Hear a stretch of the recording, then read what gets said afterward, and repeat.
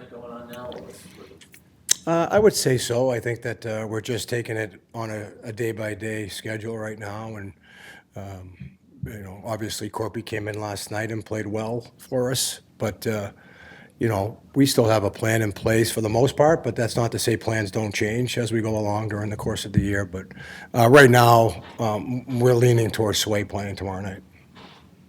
Is it a challenge to kind of balance rewarding Korpisalo for the play he's had, at the same time giving Jeremy some leeway to build his game back to where you think it can be? I think that's fair. Yeah, I mean, I think we know what we have in Corpy right now, and when he's been asked to come in, he's played very well for us. So, and we obviously have a lot of faith in Sway, and we expect him to be obviously a solid goalie for us moving down the stretch here.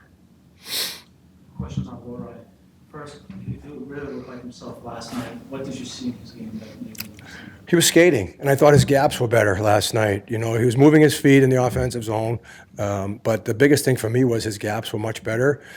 He had good lateral gaps. He got inside the dots and off the rush defense, which allowed him to kill more plays at the neutral zone or at the blue line. So he just seemed more confident in his skating, and then from there, when his feet are moving, I think his puck play can come following that. But he was definitely had some jump, and he had some ability to make some plays. Drew a couple penalties, at least one that I can think of off the top of my head at the ozone blue line. So when he's moving his feet, I think his game falls in order after that. And you had Australia with Charlie before. What made you think, okay, maybe it's time for Mason to play with Charlie? Well, I just think, when we looked at the matchups last night and who we were playing, we thought Mason would be a good fit with Charlie. They come at you with three balanced lines, Utah does, and we felt that Charlie and Mason could really play against any of those three top lines, and they seem to have some chemistry at times, and as long as one guy's in and one guy's back, it's okay. You can't have both guys in, but I thought they read off each other well last night. So McLaughlin getting the call. Mark has been playing very well in Providence. He deserves an opportunity here at some point, and I think that his game, from what I understand and what I've been told, is that it's been probably the best it's been since he's been in Providence. I know he's scoring some goals right now, feeling good about himself,